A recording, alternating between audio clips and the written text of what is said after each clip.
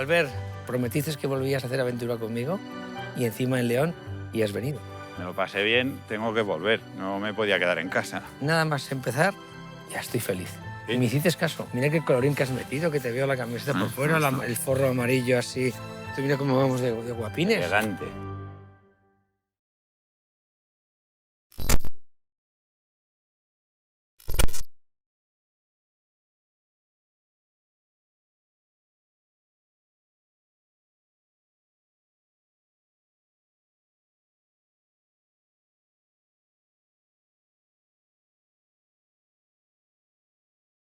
At the Microfibre Consortium, we really see that the full life cycle is responsible for this topic.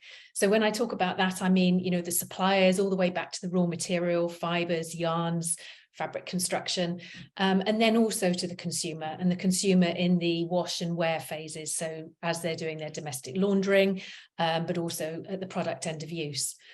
So this really is quite a complex topic, and because it's complex, we do require everybody to take a responsibility for it, and that's really why I got involved in this.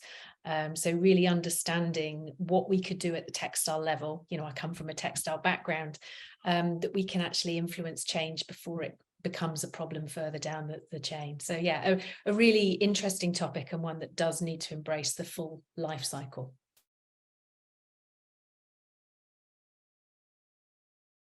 Yeah. So again, at the Microfibre Consortium, we really focus on the changes that can be implemented at the pre-consumer stage, so before the customer actually has the product.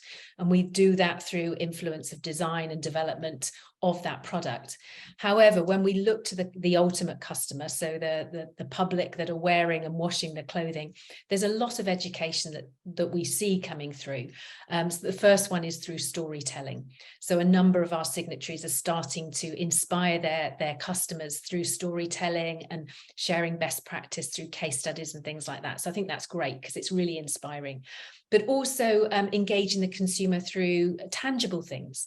So we saw in the early stages of this topic, a lot of consumer engagement through the use of things like drop-in filters. Became very clear to the consumer at that point, because they could look at a filter, they could see the fibres that were being caught in the filter. So quite a lot of education that can go around at that kind of level with the consumer. And I think we'll see more of that as well, especially through the storytelling and case studies as we go forwards.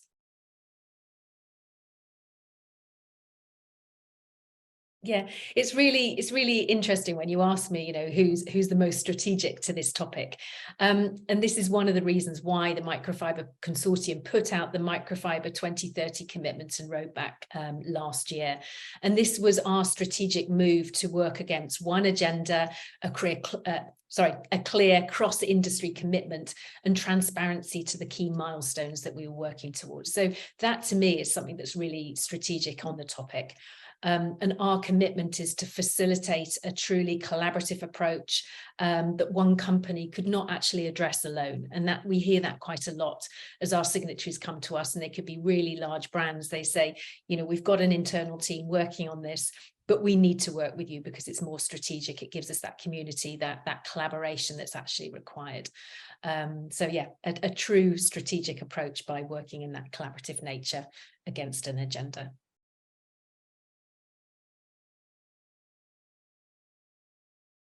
Yeah, this is something that particularly excites me. I love the space that TMC is operating in. So that bridge really between the two groups. So we are there in between really deep academic research and the ability for brands and retailers to influence their product development through design and development. So academia to us offers that really deep research set against really key parameters. But academia quite often come to us for steerage with regards to particular areas that they feel a deeper dive is actually required. But what they lack there in academia is that commercial understanding and how their research can influence commercial change. So that's really interesting for us. On the flip side of that, our brands have direct access to the ability to influence change, but they don't often have that deep academic understanding that we have access to.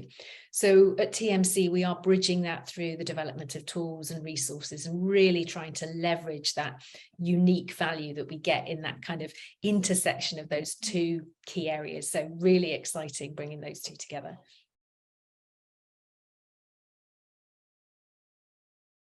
There is a knowledge gap, and we know that, and we still need to close that knowledge gap on fibre fragmentation.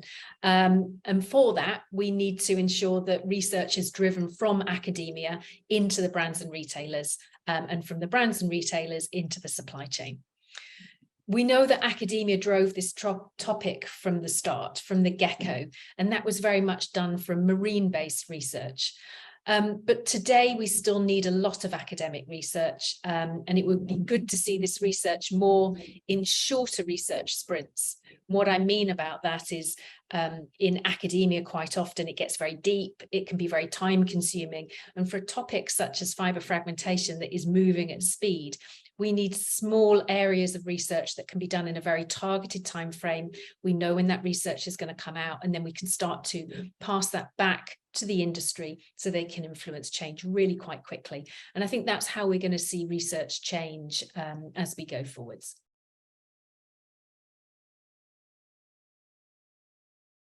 I think it's really interesting that you asked me whether I find it attractive, research in this field. It's what fires me up. It's what got me into this topic in the first place, and really is the founding part of TMC. So yes, I suppose I'm quite unique, as in I find this area of research really exciting and interesting. So too do the TMC team.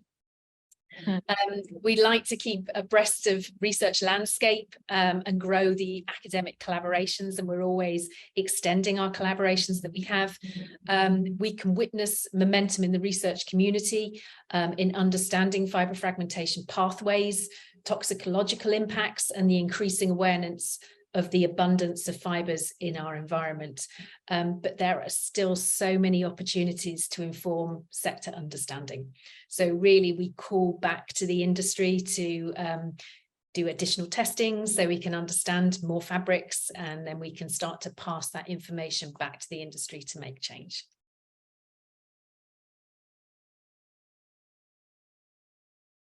There are many 2030 commitments out there, and we're very aware of that. And one of the reasons why we wanted to align our roadmap to the commitments that are already out there. And TMC have put out the Microfibre 2030 commitment and a transparent roadmap. And this week we launch our first progress update to report on the progress. And we do this to answer the call that we had from industry to be more transparent around our agenda. So we will continue to hold ourselves and the community accountable to make sure that we do actually achieve the 2030 commitment. So yes, they are ambitious, but it's really important for us that we have something to hold ourselves and the industry accountable to. So if we don't set those commitments in the first place, we have less ability to move at the speed that's actually required on this topic.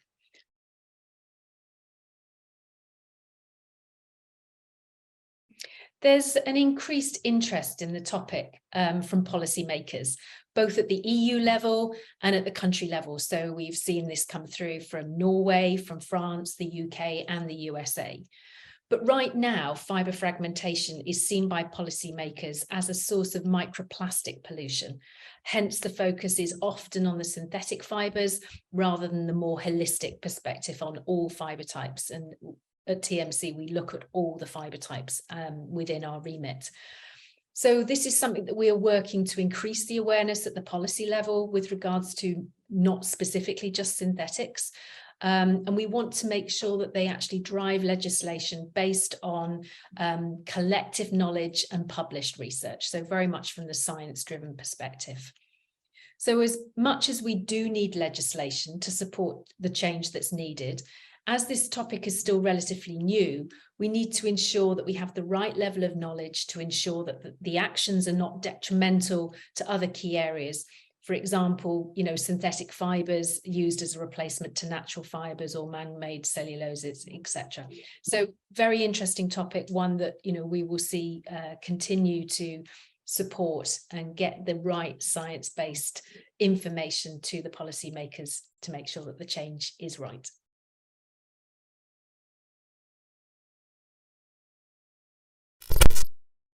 Albert, prometiste que volvías a hacer aventura conmigo y encima en León y has venido. Me lo pasé bien, tengo que volver. No me podía quedar en casa. Nada más empezar, ya estoy feliz. ¿Sí? Y me hiciste caso. Mira qué colorín que has metido, que te veo la camiseta por fuera, el forro amarillo así.